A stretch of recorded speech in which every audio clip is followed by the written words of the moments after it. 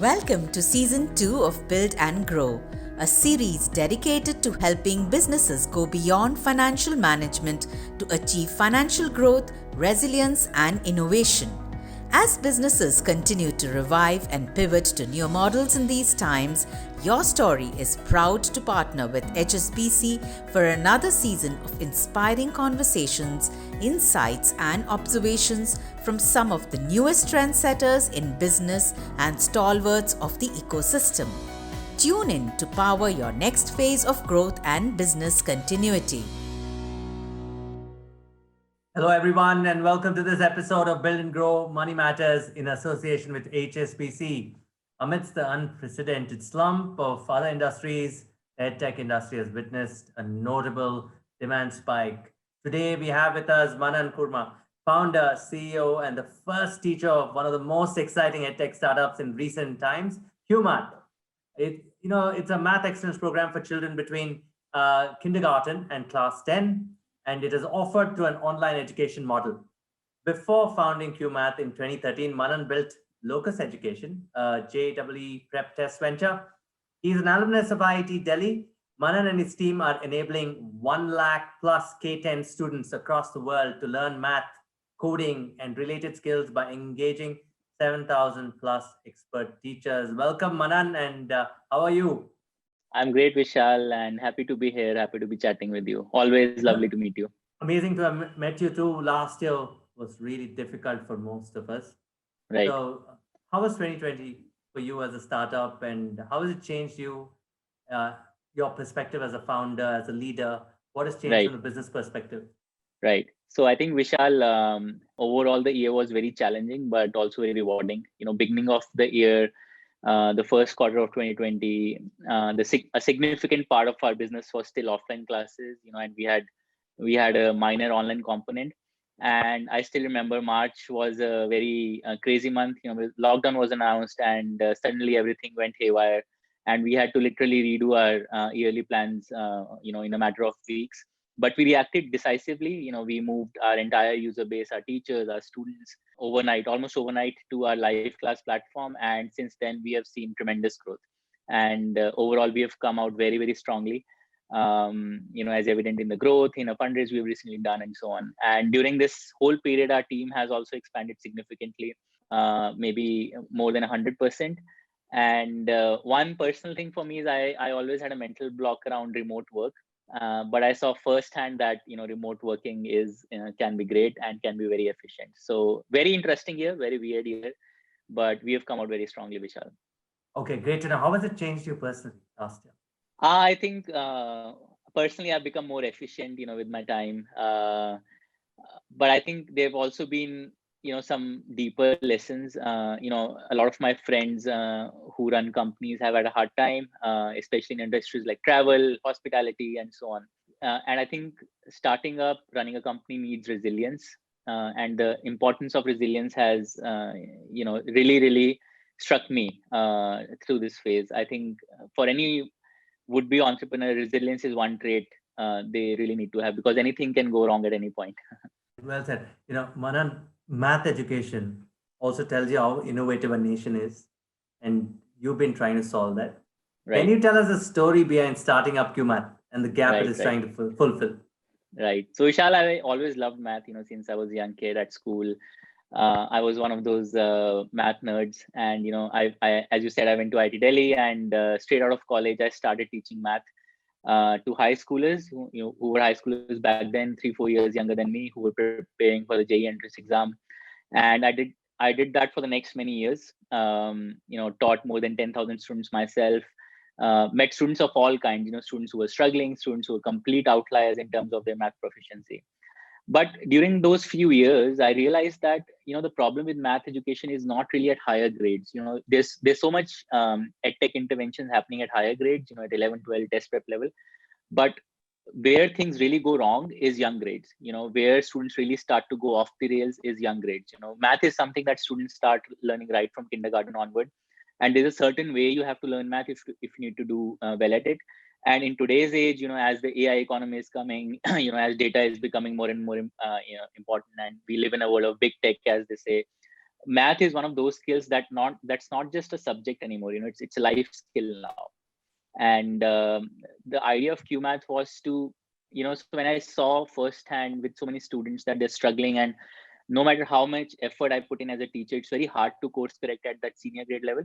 That's when I decided, okay, intervention is needed at younger grades level. So I decided to start Cuemath. So moved out of the test prep space. It's a very lucrative space, lots of big players there even now. That industry shows no sign of slowing down. But I ultimately decided to, move out of that space and, work with younger kids and create a math program for students right from kindergarten onward. And that's the genesis story behind Cuemath. So our mission at Cuemath is to make the world's children great at mathematical thinking. Okay. Do you think having math skills correlates with the innovation quotient of a country? Yeah, for sure. So if you look at the World Economic Forum reports for the last few years, right, they always come out with this list saying, okay, what are the top skills, that are needed today? And consistently, there's one thing that's been on top of that list, and that's complex problem solving. If you need to succeed in today's age, and even more so 10 years or 20 years down the line, you need to be a really good problem solver. And math, we believe, is the best way to become a great problem solver. It teaches you that skill of problem solving. It wires your brain to become a deep problem solver. So yeah, we think math is not just a subject. Math is a life skill. In fact, I go one step further and I often say, math should be a fundamental right. And our government should ensure that every kid in the country has a great grounding in math. That's extremely well said. Next question is very interesting because it's a question on the market. There are 4,000 Edtech startups in the country. And, there are millions of students, at the school and higher education level. We know it's crowded. But then again, what makes you stand out is something that people would love to know. That niche you spoke about is mathematics itself. There's a rush for coding. But what do you think is an integrated approach that makes you stand out? Right. I think, it's interesting that you asked me this, because when I think of Cuemath as a company, I think of it as a math company, not as an edtech company. So our DNA is math, and we want to be known as the go-to place for math learning around the world. We want to build the world's best brand, the world's best learning platform around math.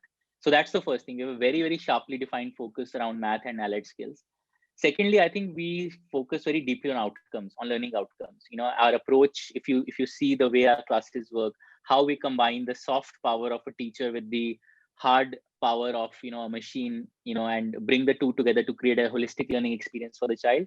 I think that ensures great outcomes. And we've always obsessed over learning outcomes, to the extent that we get external agencies to audit our learning outcomes and compare them with others. So that's the second thing. I think the third thing is we are not just building for India, we're building for the world. We're a global company. So while we are one of the 4,000 edtech players, as you say, in India, but our focus is clearly the world. And it's evident in the fact that today more than 50% of our revenues are coming from outside India. So that's the ambition, Vishal. We want to be teaching millions of kids around the world. And we want to be the world's largest math learning platform. No, that's wonderful. And in this, I don't want to call it rat race, but I think there is a metric that you need to look at here, and it's engagement. It's a key metric for gaining better insights into student behavior. So how are you innovating in this area? And is there a tech platform that you use for this to understand, how do you scale by understanding the engagement? So Vishal, engagement is of two kinds, when it comes to learning. There's intrinsic engagement, which is how much you enjoy doing stuff on your own, and there's no external motivation that you need. So for example, I am intrinsically motivated to read or to do math, for example. And then there's extrinsic engagement, you're motivated by some reward, by some gamification and so on. And you have to find the right balance between both intrinsic and extrinsic engagement to really create like a strong outcome for the child. So the way we think about intrinsic engagement is that it has to do with the challenge level of the content, for the child. It should be neither too easy nor too hard. So if you, for example, if you start learning, let's say German today, right? And if suddenly you're presented with very hard course material, you'll just jump off. And same goes with very easy. So you have to always keep the learner in a very narrow band of challenge level. And we call it the Goldilocks zone, So it's like a concept from astronomy, like a planet cannot be too near or too far from the host star, otherwise life won't sustain. So Earth, for example, is in a very, very narrow band, and that's why life sustains. It's neither too hot nor too cold on Earth, right? So that's what we do. So we try to adapt our curriculum. We try to personalize it so that the learner always is in the right challenge level. The material is neither too easy nor too hard. So that's intrinsic engagement. That's how we do it. Today, we generate about 5 million data points every day in terms of what kids are doing on the platform, and we use it to customize the learning path for each child. In terms of extrinsic engagement, we do a lot of gamification stuff. There's leaderboards, rewards. We have a very interesting belt system. So you start off as a white belt in math, and then your belt keeps on upgrading, and ultimately your goal is to become a black belt in every grade. So we fuse these intrinsic and extrinsic components of engagement to create a holistic 360-degree experience for the child. Okay, and that's the only way to scale up, would you say, by gamifying and understanding how well they're grading up by the belt? I think, as I said, right, there's no one component to engagement. So for example, you can't. So this is something that I've seen, especially in the education space. Gamification done wrong, where you just stick on like a system of coins and rewards and so on, and you expect learners to suddenly get excited. But it doesn't work that way. You have to drive both intrinsic engagement, which is the quality of your content, the calibration of your content, and you have to club it with the extrinsic rewards like the ones I'm talking about. Okay. And interestingly, you find that young kids are driven more by extrinsic rewards, and older kids, 13 onward, are driven more by intrinsic rewards. So we do a lot of research like this. We have a psychologist on board, and we try to understand child psychology deeply to make sure we're on top of this engagement thing. Okay. Manan, I have to ask you this question. It's an important question that's playing in every parent's mind. Right. I think coding is a new success mantra for EdTech, right? And it's becoming sort of a FOMO. Right. Is that something you're doing consciously for a larger global audience? And what's happening? I want your philosophical and business answer to this. Yeah, Vishal, it's interesting. I was just talking about this yesterday with someone.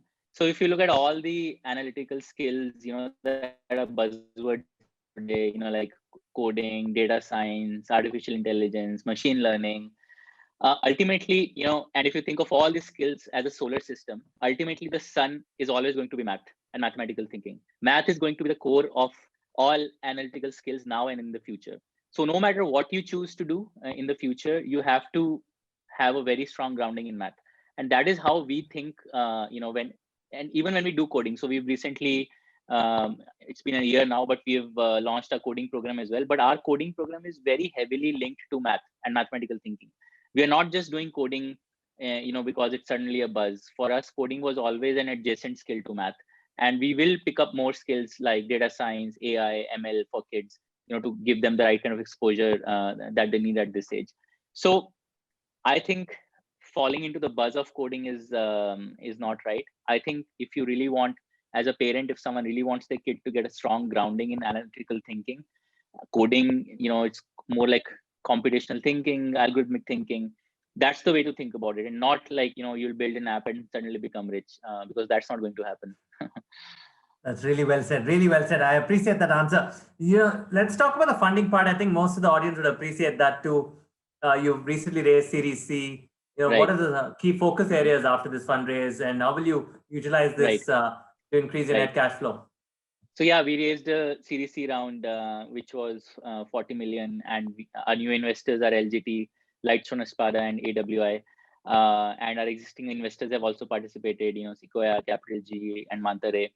And basically the idea of this fundraise, Vishal, was two things. One was to build, go deeper into the product, because ultimately my belief and the company's belief is that this is not a battle to be won, in a year or 2 years. We are building something that will last for decades, right? And you have to really have a strong product if you want to win, over a long term. So we will invest a lot of money to make sure our experience is more personalized, more engaging, and all of those things.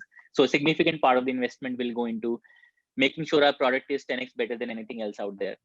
And another significant part will go into expansion, especially international expansion. So we have a strong presence in the US.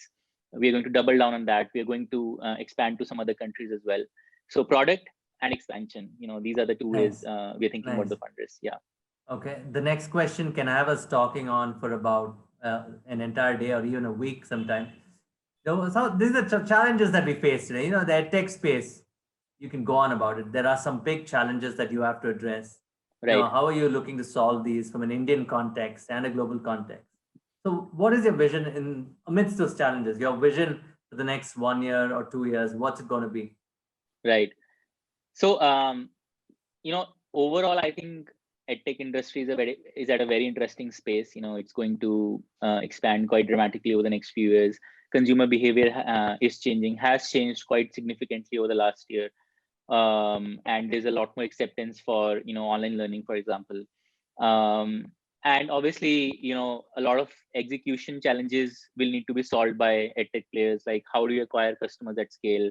When you look at numbers of a few players, you find that they're spending more money to acquire a customer than they will ever make on a customer, right?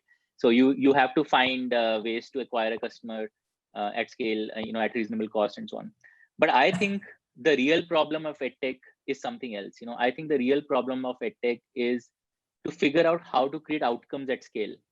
For example, I, as a personal teacher, if I start a center today and I started teaching 20 kids, I'll create great outcomes with them. But how do I scale it to 20 million kids?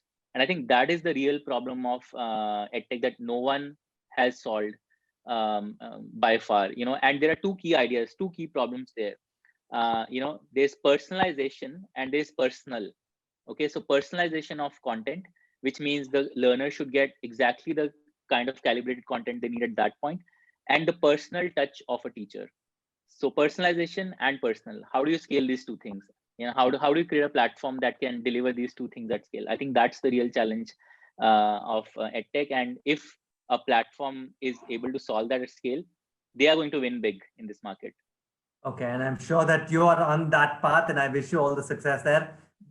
Based on what you've done over the last few years, I want to know, you've been through highs and lows. Last year was specifically very difficult for everybody, not just you. And so I'd love to know, what is that one piece of advice you'd give to entrepreneurs? Because I'm sure, based on our age, we'd have also gone through the last downturn, maybe the 2001 downturn too. We've gone through this pandemic. Right. What should an entrepreneur think of when it comes to life coming back to normal now? What is that one piece of advice that they can carry from this? I think one is hard, Vishal, so I may go with 2 or 3. But obviously, I think the biggest thing of all is resilience. As I said, you have to be operating in a frame of mind where you are hoping for the best but planning for the worst, right? And this is something that actually happened last year. It's not just a cliche anymore. We actually saw that the worst possible scenario that you could imagine happened, and across a macro scale. So I think resilience is really important. The ability to bounce back, just stand up, and continue executing. I think that is really important. And a lot of people who are starting up, when they talk to me, people in the network and so on, I tell them that it's not going to be all glory. It's going to be a lot of dirty work and a lot of miserable days. So be prepared for that. So that's one thing. I think 2 specific pieces of advice that I share with a lot of people who are who are looking to start up. One is, you need to have a very clear sense of your business fundamentals. So you're building a product, but how will you distribute it? What will be the cost of acquisition as you start to scale? What will be the lifetime value that you'll get from a consumer, and so on and so forth, right? So just building a product is not enough. You have to have a deep sense of the entire kind of ecosystem of business around it. So that's one thing. Have a very, very strong sense of business fundamentals. And it may sound like an obvious thing that I'm saying, but a lot of people ignore it. Yeah. And I think the second thing, and again, this is a mistake that I've been guilty of making, and I see a lot of would-be entrepreneurs make, is they start building something that they like. But what you need to build is something the consumer wants, right? You have to have a very, very strong pulse on what the consumer is saying, what the consumer is feeling, and so on. And one book that I recommend to a lot of people on this front, especially people building product plays, is this book called Inspired by Marty Kagan. It really helps you understand how you think like a product person. So yeah, strong sense of business fundamentals, and build a product that the consumer wants, not what you love. That's amazing. Why did they get it wrong? Is it because they're in love with their idea? Yeah, I think so. I'm an engineer, right? And engineers have this tendency to just like jump right into the solution and start building stuff. And that's the absolute wrong thing to do. Okay. We're always talking about money. In a sense, the world is about money. And we think about growing our money because more wealth leads to more money going into innovation. That's how I look at it. And Right. since we're on Money Matters, you could tell us, how does one manage their money and how do they make it grow? From your personal capacity or from your company capacity, if you could tell us some insight, please. Right. I think from a company perspective, obviously, and when you raise rounds of capital, there are certain guidelines that you have to, that we try to follow to make sure the capital is safe and it grows at a reasonable rate. And obviously, the idea with capital is you deploy that in initiatives where it will grow multifold, right? That's the whole idea of a venture, of a startup. So I think that part is pretty clear. But on a personal front, I've not done. Firstly, I've not made too much money so far, but yeah, as that outcome starts to look likely, so I'm now starting to understand how to grow wealth. And there's this very interesting tweet that I read by this guy called Naval on Twitter. He's followed quite heavily. And one thing that he said was something like, real wealth is made only when you own a piece of a company, when you own equity in some company, and because it compounds and it grows in value and so on. So one thing that I'm actively planning to do is start some kind of angel investing, and work with some entrepreneurs, and help them grow their ideas and so on.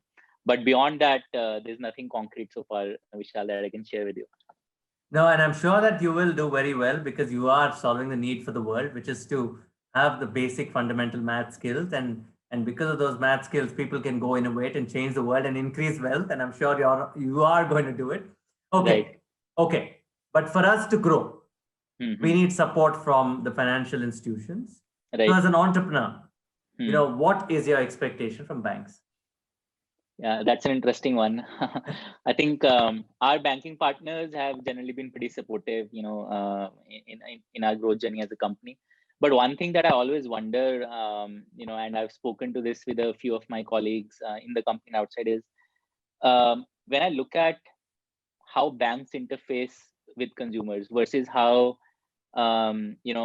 a startup from today interfaces with the consumer. There's a sea change of difference. It's just the whole vibe, the whole design thinking is like completely in different orbits, right? And banks, this may not even be on their radar. So if you land on the landing page of a typical bank, it'll be full of offers, and you'll ignore all of that, and you'll just try to find the login button and just use it as a functional product. Whereas if you look at a product designed by a startup of today, they'll give real thinking to how to optimize for UX, how to make sure conversions are better and so on. So I think if the major banks of today were to bring in strong design thinking into their workflows, I think they might be able to get significant commercial outcomes out of it. Because today's generation, people who, our age and younger, they expect a certain quality, from the interaction with the product, and with banking products, it's just not there, to be frank. So yeah, banks, you have to use them. There's no way out. So there's that, there's that moat, right, that they have. You can't exit a bank. But if they were to focus on this aspect, I think they could significantly up their commercial outcomes. People would invest more, they would save more. If banks, spend some time thinking about how to guide young users into kind of taking some of these decisions, I think there could be significant upside that they could see. That's actually very well said, Manan. That's simply going back to your other answer. Focus on what the consumers want. Yeah, that's right. So yeah. Thank you for that. I think I thank you for this honesty. I thank you for being on Money Matters, Build and Grow, because I think the honesty is what matters with startup founders, and you brought in lovely thoughts to this session. And I'm certainly going to have you back for more. And you take care of yourself. Stay safe. Thanks, Vishal. And guys, write it to us. We're going to get him to answer more questions if need be. Thank you, Manan. Thanks, Vishal. Lovely speaking with you. Thank you.